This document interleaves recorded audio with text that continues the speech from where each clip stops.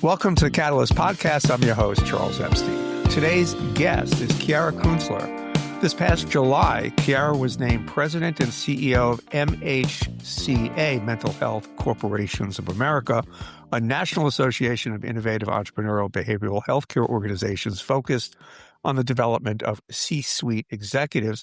We had the pleasure of speaking with her predecessor, Dale Shreve, several months ago, and we're delighted to be speaking with Kiara today, who joins us from her headquarters in Denver, Colorado. Hi, how are you? I'm wonderful, Charles. How are you doing today? I am doing well. Thanks so much for taking the time. I really do appreciate it. And let me just say again, congratulations. And I have to ask you straight away, is being president and CEO of MHCA everything you thought it would be? Thank you. I am absolutely loving it. Truthfully, I feel like I'm exactly where I need to be at the right time. I have been a part of MHCA as a member CEO for many, many years. So I wasn't expecting too many surprises entering into the new role, but certainly some new opportunities to learn the inside out of how MHCA operates, and I'm absolutely loving it. Great, great. So tell our listeners about MHCA, your mission, what you guys do. Yeah, so the MHCA mission really is about advancing behavioral health, and we do that through innovation and entrepreneurship.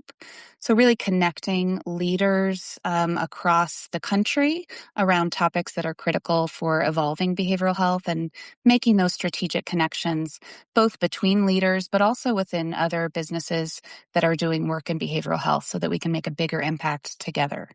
What makes leading a behavioral health organization different from leading other types of organizations?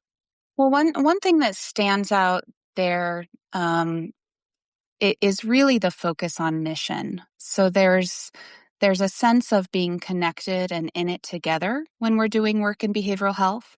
Whether it's the people on the MHCA team or the CEOs and leaders that we work with across the country leading their behavioral health organizations, everyone comes to this work because of a deep passion for the mission, for the why of what we're doing, which is really to make a difference in the lives of the people that we serve, the lives of people in community, and be supporting their mental health and emotional well-being. So that mission, I think, stands apart for behavioral health leadership work. The other thing within behavioral health, particularly in nonprofit organizations, there's constant changes with regulatory policy systems change, both at the local and the state and also the federal level. So that constant sense of change really keeps us on our toes, so to speak, in behavioral health, and is one of those contributing factors to the organizations either succeeding through those change or really struggling through those changes. When I spoke with Dale, we discussed the meaning of entrepreneurship and behavioral health care, the biggest impediments in transforming healthcare delivery, and how behavioral health organizations have adapted technology such as AI to improve service delivery. What do you see as the biggest challenges and opportunities as you take the organization forward? Let's begin with the challenges. Sure. Well, there's no shortage of challenges, and particularly right now in behavioral health care. I work with CEOs who are new in their roles as well as very seasoned CEOs. And across the board, our leaders are recognizing the immense time of change that we're in for behavioral health. There's a lot of systems change, policy funding change, particularly at the federal level. And that creates a lot of challenges. Workforce is a huge ongoing challenge within behavioral health. There's simply not enough licensed clinicians to do the work that's needed to care for people across the country. And we haven't evolved the workforce to really meet the growing demand and the growing awareness of the needs. So workforce continues to be a challenge. And as I mentioned earlier, that need to adapt quickly to the changes is a continuous challenge. Many of our organizations are large organizations who have been around for decades, serving their communities, and change can be challenging. Change is a difficult process, and now more than ever, we're needing to adapt and change quickly. What can be done to address the workforce shortage, in your view? hmm hmm There's a lot of great opportunities for workforce solutions. One is really getting far upstream in the pipeline and the development of behavioral health careers, not only at the licensed master's or doctorate level, but what are other credentials and licenses that could be developed to support the needs of folks receiving behavioral health care? So the development of new certification programs is one. Another is really thinking about how we support both internships and organizations that accept interns in behavioral health to offset some of those the costs of doing so. So how are we creating sort of sustainable pipelines with workforce development, on the job training, internship training as well? And one of the biggest things is really just spreading awareness about behavioral health, about the impact that you can have when you work in this field, so that more students become interested. So partnerships with universities are happening more and more around the country, and really getting creative about how we categorize the types of professionals that bring value to this workforce. A lot of the people in the field talk about burnout. I know that's a Mhm. big issue. Is there anything that could be Mhm. done to address that? Yeah, it is a big issue. And some of the things that we've found to be successful, one is just changing the type of role that you have within the field every so often. So within the organizations that are members of MHCA, there's often opportunities to work in different departments, or expand skills through different advanced development training programs. So keeping it new, keeping it fresh, can be one way of addressing burnout. Wellness in the workplace is critical. The people that do provide direct care spend a lot of time engaged with the clients and the people that they serve. So making sure that there's wellness programs as a part of the workplace incentive package, as well as just how we take care of people who are doing this work. So whether it's offering wellness hours or flexible schedules, making sure that there's adequate time off and that time off is not only available, but really encouraged. So those types of wellness programs are really important as well. Some organizations have started implementing 4-day work week, or 32-hour work week, that can offer a little bit more time off each week. Other organizations offer things like sabbaticals after you've been doing the work for a certain amount of time. So there's a lot of tools in the toolbox, but ultimately burnout is very personal, and so having that really important relationship between the individual and their supervisor or mentor or others who can help them understand kind of where they're at on that burnout scale and how to address it. So again, I asked you what your plans are, or just what your thoughts are on the challenges as you take the organization forward, the challenges, also the opportunities. You touched on some of the opportunities, some things that can be implemented to improve the workforce issue, the burnout issue. What are some of the other opportunities you want to seize going forward? What do you see as those opportunities? The main opportunity that is really advancing quickly and just as quickly as the challenges, truthfully, is the advancement of technology and AI. So at a time when we're needing to provide more care and have more bandwidth to meet the needs of communities, there's also a tool that is rapidly developing in terms of how we provide efficiencies around administrative workflows, back office functions, as well as really engaging directly in patient care.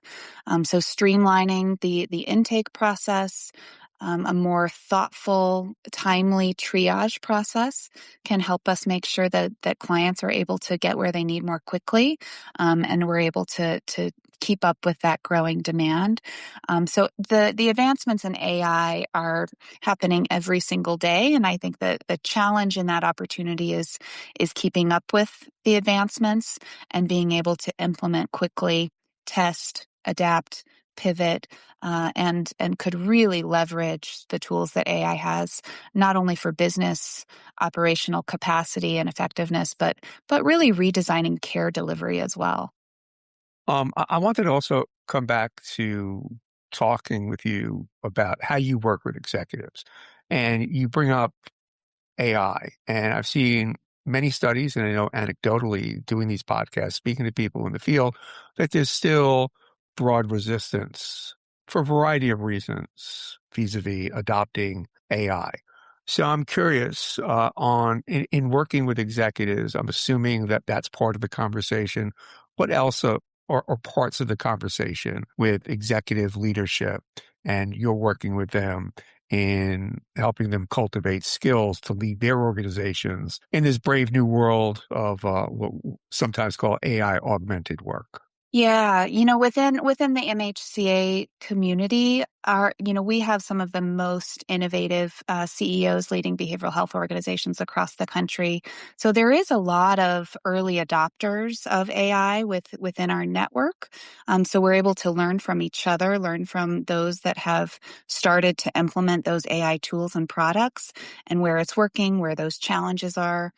So really connecting with each other has been incredibly useful. Most of our organizational members are nonprofits, and so the upfront investment in some of the AI tools and technology can be a barrier for some organizations. And so we have to really talk about how that investment can pay off ultimately, and demonstrating the use case for that early adoption of tools. No one is quite comfortable with AI yet, and yet you can't really get comfortable with it until you're using it, until you get familiar with it, get close to it. And so we talk a lot about, what are those ways that you can dip your toe in with different products, get used to it quickly, adapt, and advance from there. I came across a LinkedIn post you did, and it's about the need for leaders to quote unquote fuel themselves. What do you mean by that? The work that we do in behavioral health takes a lot of energy. It takes a lot of heart that we bring to the mission of the work every day. And particularly for leaders who are looked to by not only their teams, their organizations, but also the broader communities, stakeholders, the people that are engaged with the mission of the organization. It's challenging to maintain that level of energy when you're doing that kind of tough work.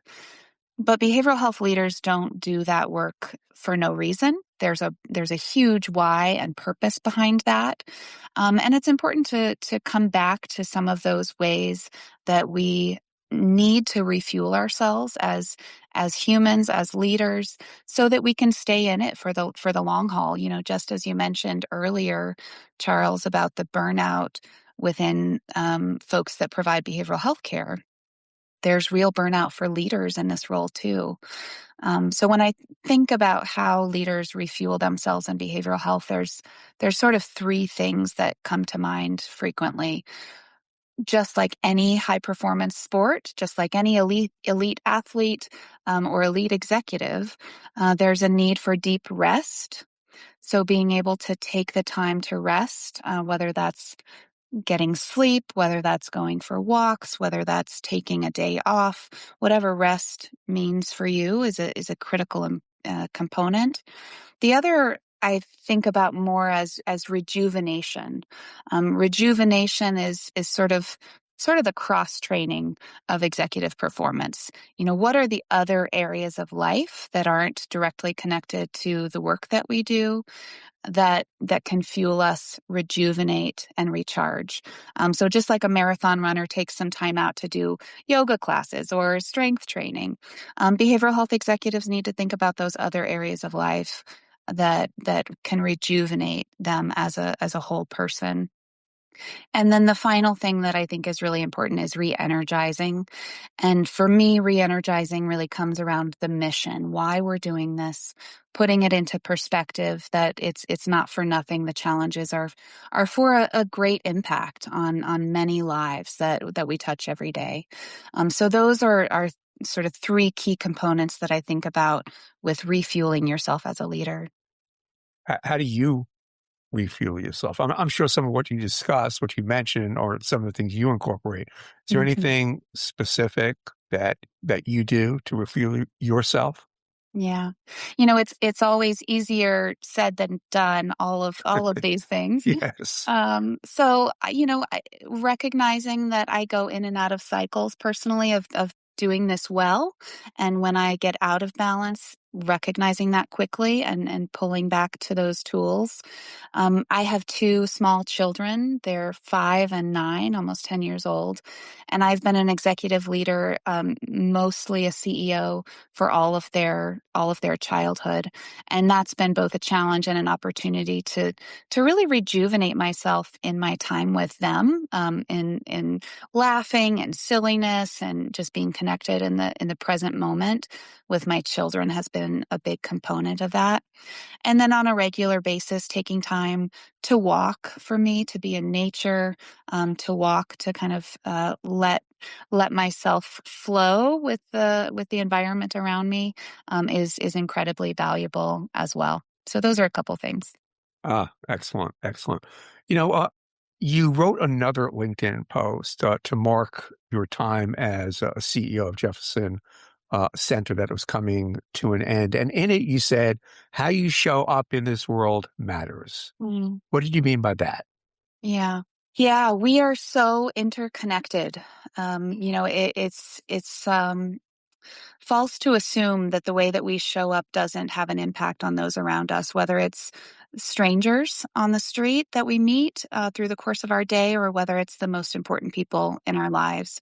And so being really cognizant on the impact of how you show up in the world around you. The simple example of that is getting my coffee in the morning, and the barista who is positive and how's your day, and really gives that bright smile. That can turn a morning that started out as kind of a drag into something a little bit more cheerful. And we have that ability to impact those around us by the tone that we present, the outlook that we give, our facial expressions. And then it really, really matters in leadership. So when we're leading an organization, CEOs have eyes on at all times. It's not a 9 to 5 job; it's a 24/7 job, and a lot of responsibility that leaders carry. And the people around leaders are looking to them for how they should interpret the future in terms of whether they should worry or be hopeful. And so, how you show up as a leader truly, truly matters, because those ripples create a magnitude of impact. So, when leaders show up with authenticity, with clarity, with a realistic positivity about the future, that transcends to those around them, and then that continues to have a positive impact in the work that we do. Versus leaders who maybe had a rough night's sleep because of all those challenges and didn't refuel themselves that day, and maybe show up to a meeting with the team just not presenting with intentionality around what's ahead. It makes a big difference. So, in other words, you want to be authentic, but authentic in a positive way when things are a little bit of a personal challenge. Yeah, no, I see that all the time. And there is a contagiousness to being mindful and intentional about Mhm. those details, those small little details, interactions that can make all the difference. So, yeah, Yeah. that's excellent. So in closing, any initiatives in the new year you want to tease, any ambitious organizational goals you'd like to share with us? And you can give Ye- a big sneak preview. Yeah. Yeah, we're really excited about 2026. We are undergoing a pretty intensive strategic planning process that won't be complete until the spring. But a couple of things that are clearly on the radar. One is creating more virtual opportunities for leaders to connect.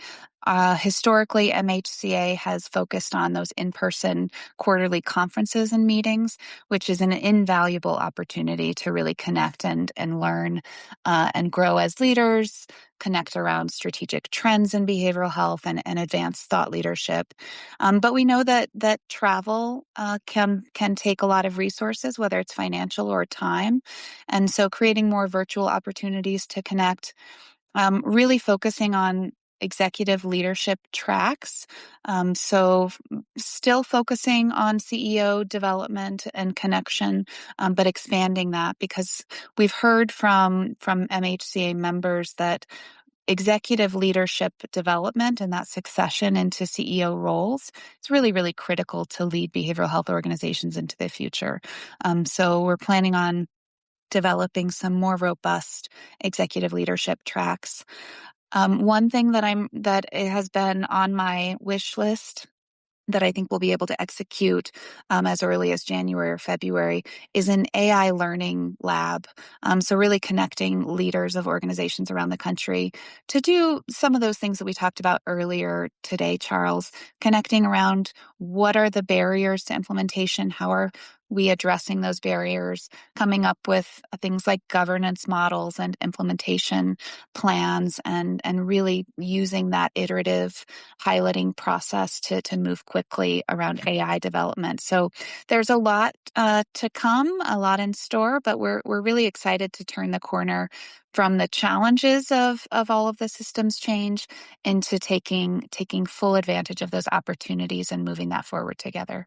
Oh, that's great. Well, I wish you all the best in the coming year. That's a pretty ambitious agenda. So maybe next year at some point, we should have you back on and revisit some of these issues and see where everything is unfolding. So again, Kiara, thanks so much for taking the time. I really do appreciate it.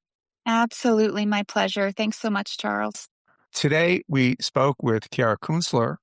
She is the president and CEO at MHCA, Mental Health Corporations of America, a national association of innovative entrepreneurial behavioral healthcare organizations focused on the development of C-suite executives. Kiara joined me today from her home in Denver, Colorado. This is Charles Epstein for the Catalyst Podcast.